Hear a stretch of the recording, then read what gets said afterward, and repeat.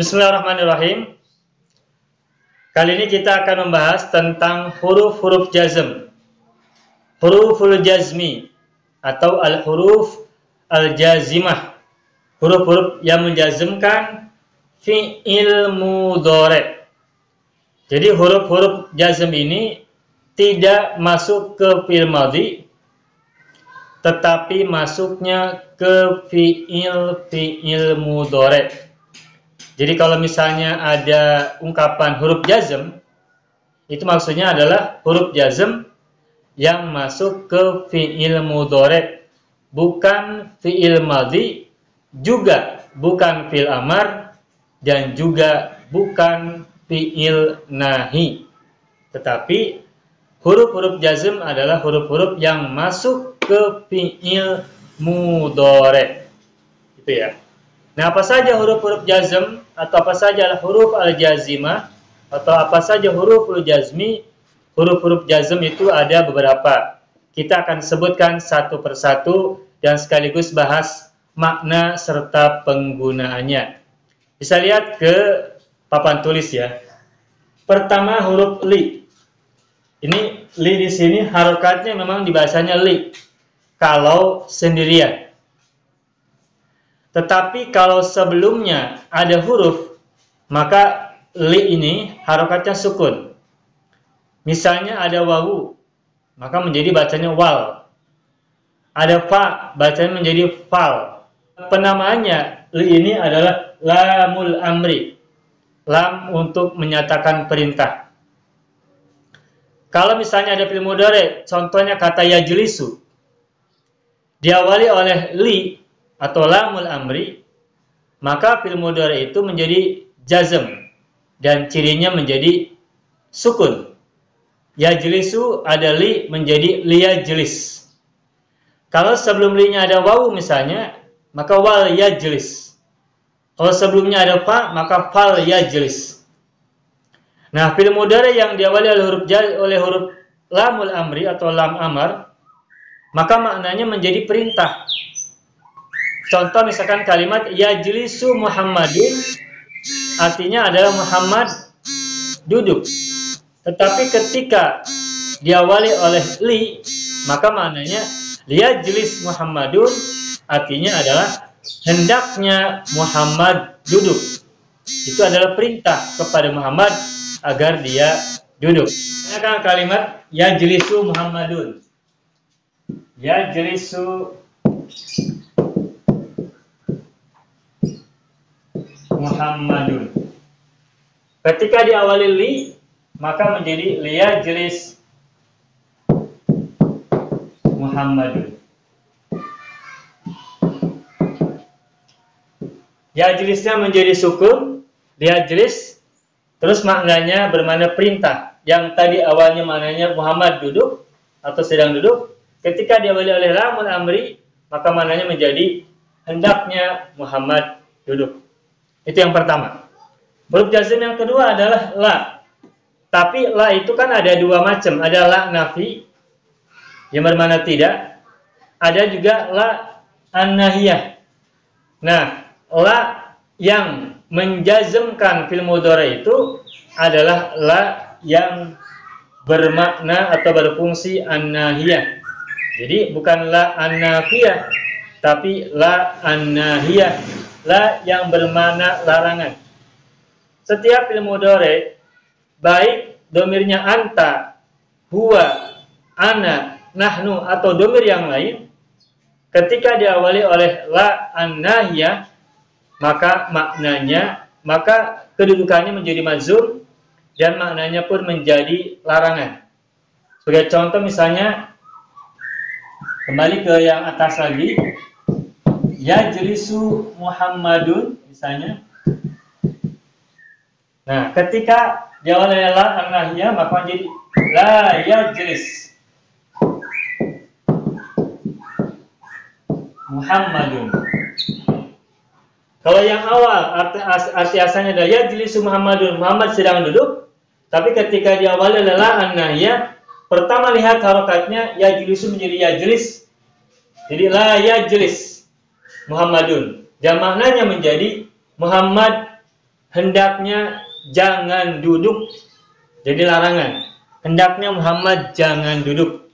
Kenapa dimakna jangan? Karena la-nya la an-nahiyah. La yang bermakna larangan. Nah, apa bedanya dengan la pada fi'il nahi? Kalau la pada fi'il nahi, domirnya, fi'il nahinya itu adalah domir mukhatab. Anta, anti, antuma, antuma, antum, dan antunna. Tapi kalau la an-nahiyah di sini, itu bisa masuk ke fi'il mudhari untuk semua domir. Pokoknya larangan. Memang fi'il nahi juga, la-nya itu la nahi. Makanya disebut dengan fi'il nahi. Tetapi berbeda dengan fi'il mudhari, la nahi untuk fi'il nahi itu domirnya hanya 6. Anta, antuma, antum, anti, antuma, antunna. Tetapi kalau la an-nahiyah yang masuk ke fi'il mudhari, itu la nahi di situ bisa masuk ke fi'il mudhari untuk semua domir yang 18. Bisa domir mutakallim, saya, kami, kita. Bisa domir mukhatab, kamu, satu orang, kalian berdua, kalian banyak, baik laki maupun perempuan. Juga bisa domir ghaib, orang ketiga. Dia, mereka berdua, mereka banyak, baik laki maupun perempuan.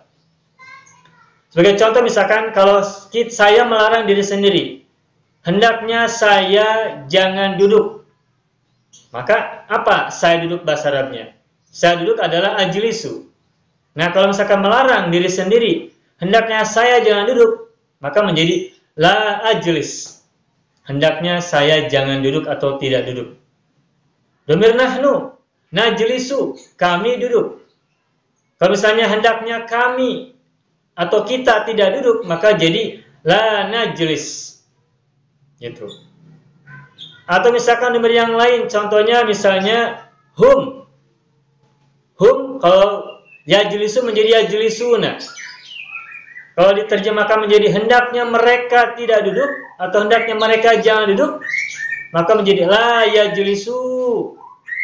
Yajlisuna ketika majzum nanya dibuang, hadzfun nun. Maka menjadi la yajlisu, hendaknya mereka tidak duduk, dan seterusnya. Kesimpulannya, la an-nahiyah itu masuk ke fi'il mudhari untuk semua domir, dan fi'il mudhari yang diawali oleh la an-nahiyah maka maknanya menjadi larangan. Yang diterjemahkannya boleh dengan janganlah atau dengan hendaknya tidak. Janganlah duduk atau hendaknya tidak duduk. Itu contohnya. Itu huruf jazm yang kedua. Huruf jazm yang ketiga adalah lam. Huruf jazm lam ini sangat populer.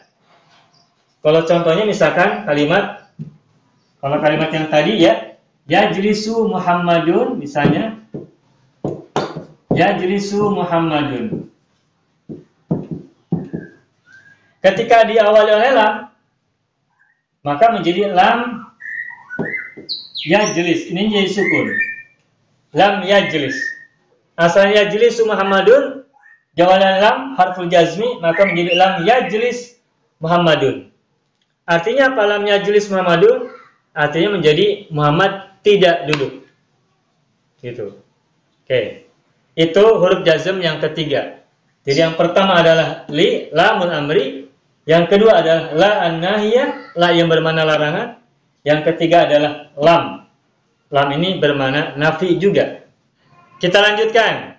Huruf jazm yang berikutnya tadi sudah lam amr, lalu la an-nahiyah dan lam. Nah, sekarang yang keempat adalah lamma. Nah, lama ini artinya biasanya diterjemahkan dengan tidak atau belum. Di Al-Quran kita temukan misalkan kalimat walamma yadkhulil imanu fi qulubikum.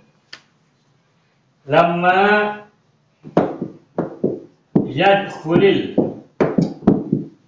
yadkhul asalnya bacanya ya al-imanu fi qulubikum.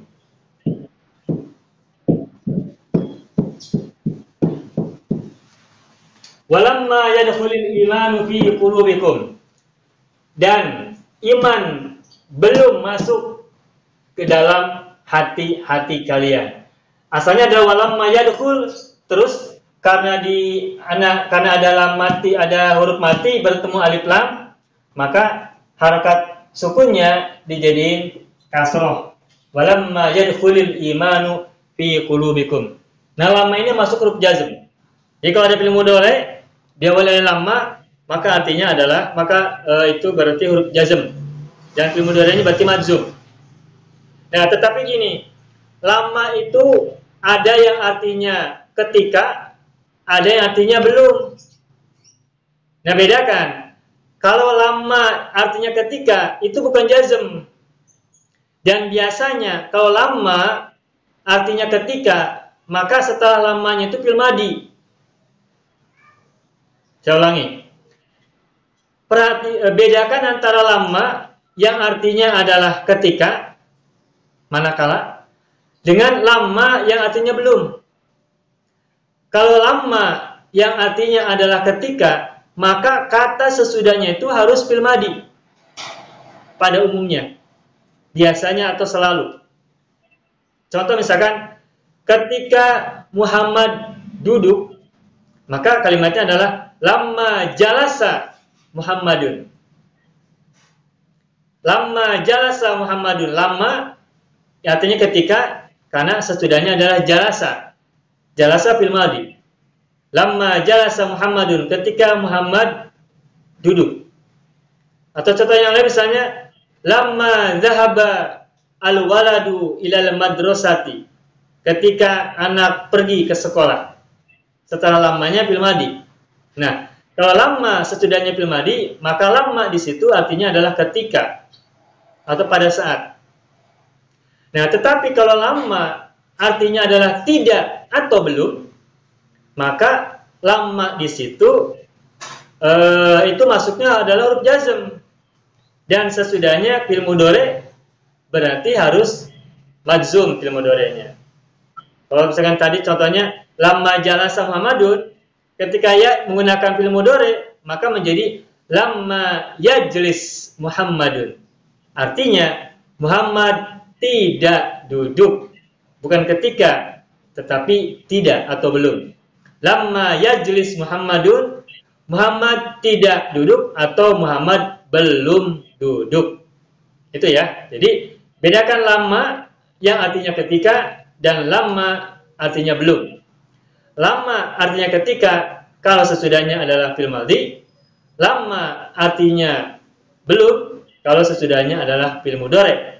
Dan fi'il mudhari yang diawali oleh lama, maka fi'il mudhari itu menjadi majzum i'rabnya. Karena lamanya merupakan huruf jazm. Itu ya, lama. Berikutnya in. Nah, kalau in itu artinya jika ya atau kalau. Ini masuk salah satu huruf syarat. Huruf syarat itu artinya huruf yang bermana huruf yang menuntut jawaban lah. Contohnya gini, jika kamu membaca, maka kamu paham. Nah, misalnya kalimat in taqra. In taqra tafham.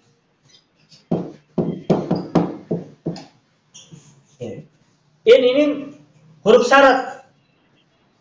Kenapa huruf syarat? Karena setelah huruf syarat pasti ada jawaban. In taqra tafham. Jika kamu membaca, maka kamu paham. Maka kamu paham itu berarti jawaban dari huruf syarat in. Nah, in itu masuk huruf jazm yang menjazmkan fi'il mudhari sesudahnya, tetapi syaratnya in menjadi huruf jazm itu syaratnya adalah sesudahnya harus ada dua fi'il mudhari'. Yang pertama fi'il mudhari'nya adalah fi'il mudhari' dalam kalimat syarat, dalam kalimat kalau. Yang kedua fi'il mudhari'nya itu merupakan jawaban dari fi'il mudhari' yang pertama. Contohnya ini, in taqra tafham. Jika kamu membaca, maka kamu akan paham, atau niscaya kamu akan paham. Contoh yang lain, in tata'allam tanjah. Jika kamu belajar, niscaya kamu akan sukses atau akan berhasil. Nah, sehingga in itu masuk sebagai huruf jazm, dia tetapi menjazmkan dua fi'il mudhari' sekaligus. Fi'il mudhari' yang pertama ada pada kalimat syarat, fi'il mudhari' yang kedua ada pada kalimat jawab. Contohnya in taqra tafham, in tata'allam tanjah. Contoh yang lain banyak, silakan dibuat. Misalkan in ta'kul tashba. Jika kamu makan, maka kamu akan kenyang. In tashrab tarwa. Jika kamu minum, kamu akan kembung. Dan contoh-contoh yang lain. Itu in. Yang berikutnya, idma. Idma artinya jika tidak, ma-nya bermakna nafi. Jika tidak. Ini pun sama. Setelah idmanya fi'il mudhari' dan fi'il mudhari'nya harus dua. Tidak bisa tunggal, tidak bisa satu. Misalkan idma taqra. Taqra tajhal. Idma taqra, jika engkau tidak membaca, kamu akan bodoh. Nah, sama seperti in juga, setelah idma itu fi'il mudhari'nya harus dua. Fi'il mudhari' yang pertama ada dalam kalimat syarat, jika engkau tidak membaca, dan fi'il mudhari' yang kedua ada dalam kalimat jawab, maka kamu akan bodoh.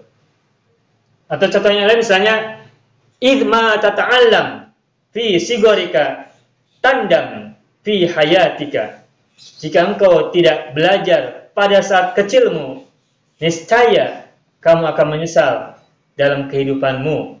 Tuh, itu kan ada kalimat syarat. Idma tata'allam fi sigorika tandam fi hayatika, itu ada kalimat syarat, ada kalimat jawab. Jelas ya? Idma. Oke, berikutnya huruf jazm yang ketujuh adalah ma. Nah, ma juga sama. Ma seperti hanya in dan idma juga menjazmkan dua fi'il mudhari'. Berikutnya. Contoh di situ di Al-Qur'an kita temukan misalnya manansakh.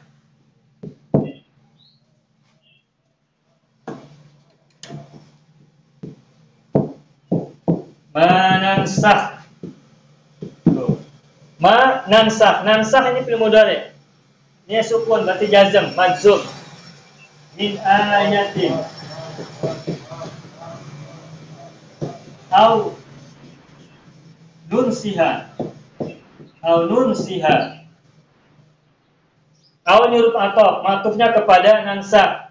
Tu nunsi, asalnya nunsi, ada ya mati, ada ya huruf ilat di dalam fi'ilnya, tetapi karena majzum, maka hadfu harfil illah, dibuang huruf ilatnya. Manansakh min ayatin aw nunsiha. Nah, jawabannya adalah na'ti. Na'ti. Tuh, ini jawabannya. Fi'il mudhari' dalam jawaban. Na'ti asalnya adalah na'ti.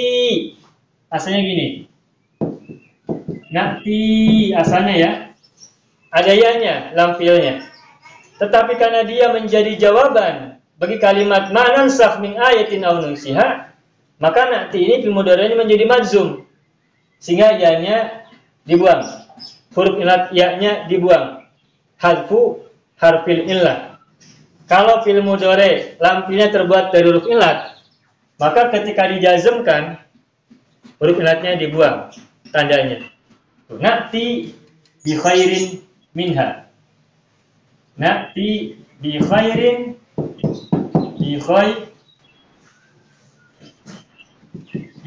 minha. Aw misliha. Ma nansakh min ayatin aw nunsiha na'ti bi khairin minha. Nansah semana ti ini dua fi'il mudhari yang majzum oleh ma. Dan ma-nya ini berarti masuk ke kelompok huruf jazm yang menjazmkan dua fi'il mudhari. Yajzimu fi'laini mudhari'aini, menjazmkan dua fi'il mudhari.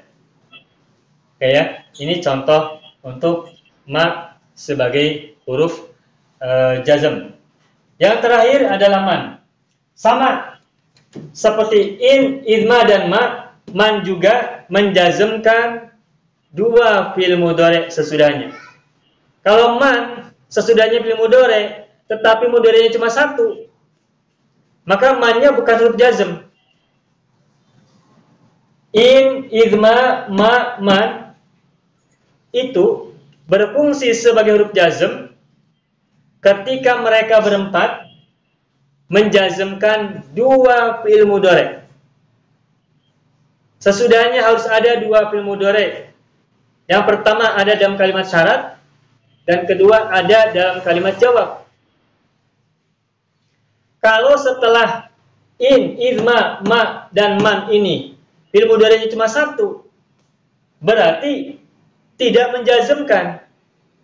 Sehingga fi'il mudhari yang datang setelah in, idma, ma, dan man itu kalau cuma satu mudhari'nya, maka dibacanya tetap rofa, tidak majzum. Kenapa demikian? Karena in, idma, ma, dan man merupakan huruf jazm yang menjazmkan dua fi'il mudhari sekaligus. Al-huruf al-jazimah allati tajzimu fi'laini mudhari'aini. Huruf-huruf jazm yang menjazmkan dua fi'il mudhari langsung yang ada dalam kalimat syarat dan ada dalam kalimat jawab. Maka contoh kalimat man di sini pun adalah contohnya, misalnya banyak ya, bisa dibuat sendiri nih. Yang populer misalkan kalimat dalam mahfuzat man yazra yahsud. Tuh. Barang siapa menanam, pasti dia memanen. Yazra'u sama yahsudu. Karena ada man, maka man yazra'. Akhirnya sukun, lampilnya. Karena majzum oleh man. Yahsud asalnya yahsudu. Karena yahsud ini adalah jawaban dari man yazra', maka menjadi majzum. Jadi jazmnya adalah sukun. Contoh yang lain, yang juga populer. Man yata'allam. Barang siapa belajar, niscaya apa? Berhasil. Man yata'allam yanjah. Tuh. Yata'allam fi'il mudhari yang pertama, majzum oleh man. Yanjah fi'il mudhari yang kedua, jawaban majzum juga oleh man juga. Man yata'allam yanjah.